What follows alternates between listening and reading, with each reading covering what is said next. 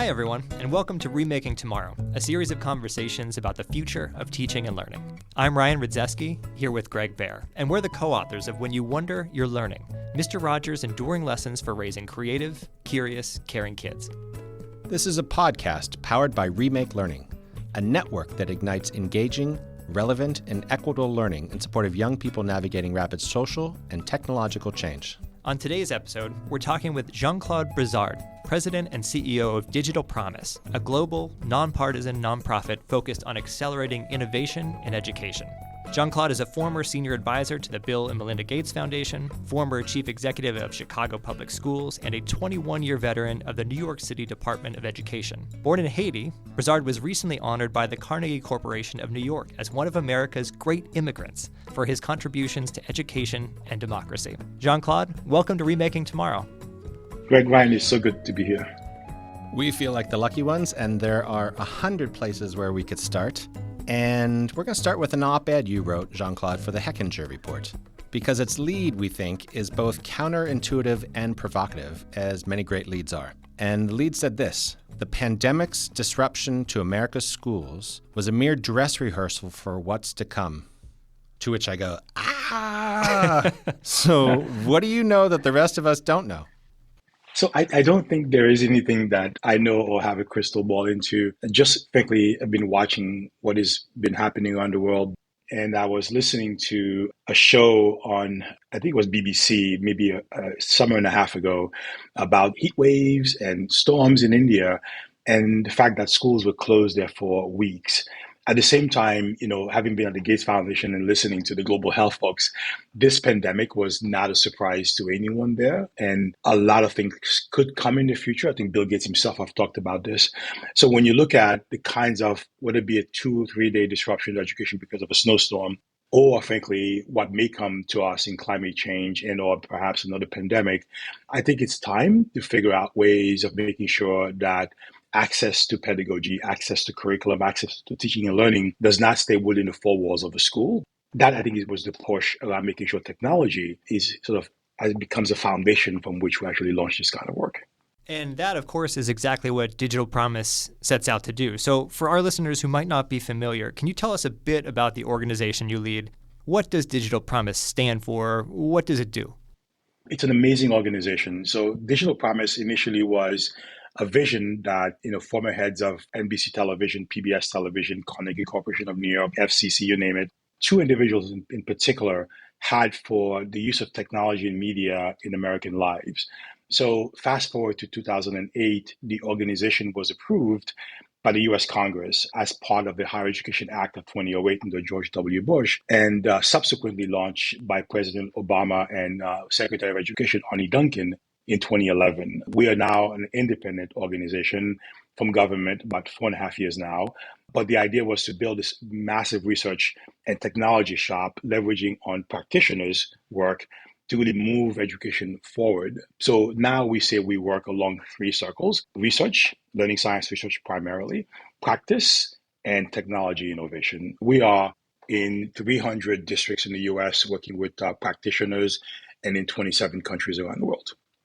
So if there's a central theme to the work at Digital Promise, it's finding ways to make the technology that's available to us, whether that's a device or AI or something else, to make that technology positive and constructive and equitable for learners. So can you give us some concrete examples of the work that you do? For example, Digital Promise created something called the Learner Variability Navigator. Like, what's that, and what are some other things? Sure, it's a great construct. I would argue in the Learner Variability Navigator also highlights the fact that another thing we bring to the sector is one of learning science and science of development research. So the LVN is a platform, it's a technology platform that makes actionable and usable the learning sciences to practitioners, to product developers. It leans on literacy, on mathematics, and really understanding how kids learn and making sure that it is accessible to the folks who are developing education technology products, as well as folks who are designing curriculum, and frankly, for teachers, principals, and school superintendents who are leveraging, again, learning sciences to make that actionable for the folks in the classroom doing work. For us, a foundation for bringing that kind of technology to bear is closing what we call the digital learning gap. And frankly, what that means is not just devices and access to the internet, but it's also helping educators understand how to use technology in the classroom. The biggest supporter of that kind of work, frankly, is the Verizon Corporation, who supports this right now with nearly 500,000 kids across the country as a foundation for helping others understand how to do this kind of work across the US. Speaking of closing gaps, Jean-Claude, I feel like when ChatGPT came out at the end of 2022, it took the vast majority of the world, myself included, by surprise. But if you go back, this is something you've been speaking about, writing about for years now, and you've written that when it comes to AI, there's a massive opportunity here to really begin to close gaps around inequity by, for example, helping teachers create lessons and practices that are responsive to children's unique and individual needs. I'm curious about how and maybe where you're seeing this play out. Are you seeing educators leverage that opportunity yet?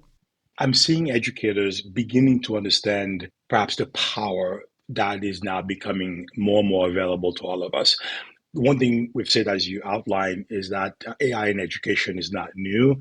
I believe it first appeared in 1975. So 50 years AI has been in education. Yes, it's grown like hockey stick in the last couple of years. We run an AI institute here at Digital Promise, thanks to the National Science Foundation. And in that, what we try to do is bring together practitioners, researchers, and technologists to find solutions that practitioners are asking and begging for. Let me give you a quick story on this. When I was a new teacher in New York, I was teaching physics. The graphing calculator was seen as a cheating tool and was banned on the New York State exams.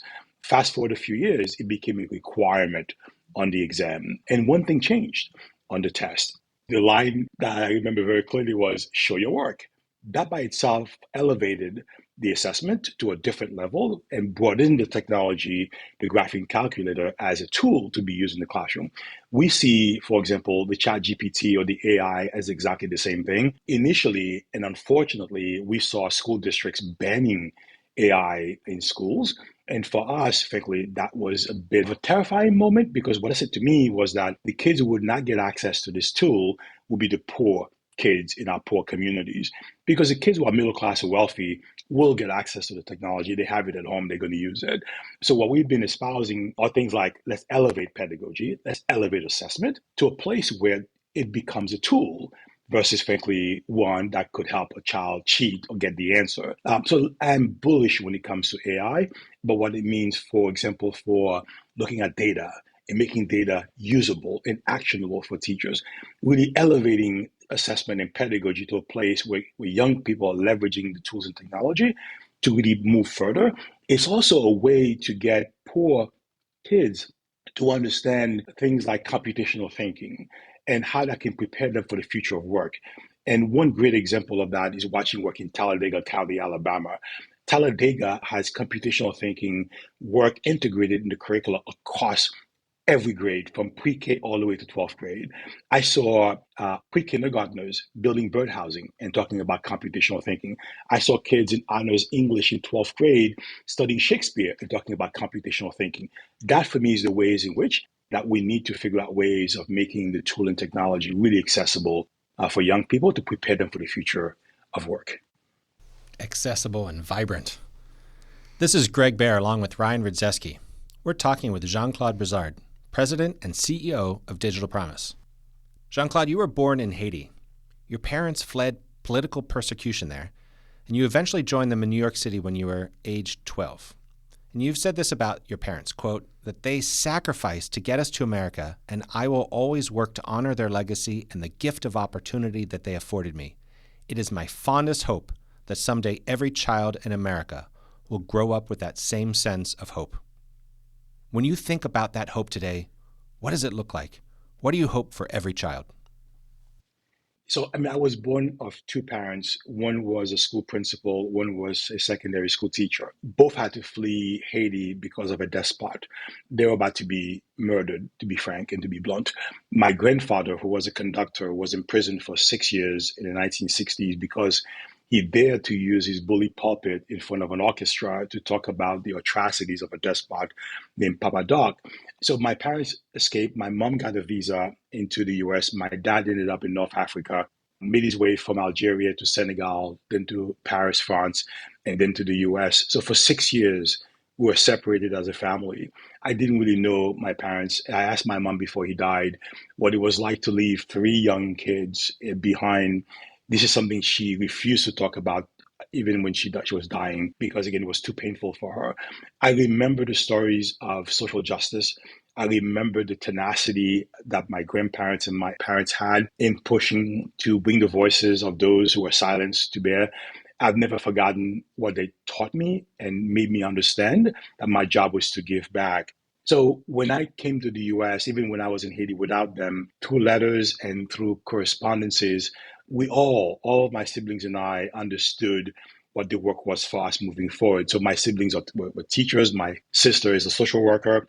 We really live by this understanding that the opportunity ceiling is unlimited. And because my president was always Black, because my educators, my teachers, principals look like me, I had role models to follow. It has been my goal in my work since I was a school teacher in New York City to help my students understand that the opportunity ceiling is unlimited and that if you cannot get through the front door, try the window. If the window is closed, try the back door. By any means necessary, get inside. And for me, what that meant, and I said this at every graduation when I was a school principal, please do not make this your last graduation. And what that meant for me was keep pushing forward. Keep being educated. No one can ever take away from you the education you actually are getting, and always have this idea of hope. And I really live by the Gates Foundation's motto of impatient optimism. I am an optimist at heart, and I believe things will always work as long as we push and have the tenacity and understanding of how it actually happens. That is what I do, even in my first teaching job in New York, which was at Rikers Island, a prison in New York City. And I talk to my young folks about this idea of preparing for the future. The future is always bright. Just keep finding different ways of getting there. Without hope, frankly, what else exists? So my own experience, my parents' experience primarily taught me over and over again that hope, again, combined with tenacity and work, will get to where you want to get to. And last thing I'll say on this very quickly, also, when I became a superintendent, talked quite a bit about what I read in Frederick Douglass, who said that, I'm going to paraphrase a bit, that my dreams begin to come true when I begin to pray with my feet. So my dreams begin to come true when I begin to pray with my feet. That I always tell people, it's not just praying, it's not just hoping, it's about work as well too. Jean-Claude, speaking of opportunity and tenacity and work and a limitless ceiling, you're also a pilot, correct? Yes, I am. What inspired you to take up flying? It's a great question. I have a fear of heights. I do too. And I'm not a pilot. But I thought that would cure that fear if I were to do that. I took a flight challenge many years ago, and what it did instead was turn me on to the grandeur, the beauty, and frankly, the different perspective you have in the air. It's a different platform because you're watching the earth, you're watching society from a different vantage point. It helps you see how magnificent this world is, and that whatever challenges that you're facing on the ground tends to disappear. First of all, as a pilot, you have to focus. You don't have time to daydream. So it has been my escape for many, many years now. But again, fundamentally, when you see the world from that perspective, it just changes your outlook and your view. So it remains a passion to this day. Well, from the skies back down to Digital Promise. On the website for Digital Promise, Jean-Claude, you share a quote from Peter Senge, who reminds us what it means to be human, that if we stop learning, we stop growing. So we're curious, what are you learning these days? I'm reading a great book right now. I forgot the exact title, but God, Human, Machines, and Animal. I think the four letters, the four words on the title. And what it's doing for me, it's combining sort of humanity with a machine learning or AI through the lens of a dog. This author purchased that was an artificial dog. But the conversation is quite philosophical, but also leans on technology. So I keep learning, one, about the power of technology to leapfrog inequality. And I think we have great opportunities here. Also, I'm learning quite a bit about what it means to lean on our collective humanity. I led a retreat for my entire staff in Albuquerque, New Mexico. And that was the premise of the conversation with about 200 somewhat folks in talking about what do we mean by collective humanity, transcending equity, DEI principles. What does it mean for all of us to bring our full humanity to a conversation and have perhaps a collective outlook for us as a people? And what that means, frankly, for the workflow and the goals we have here at Digital Promise.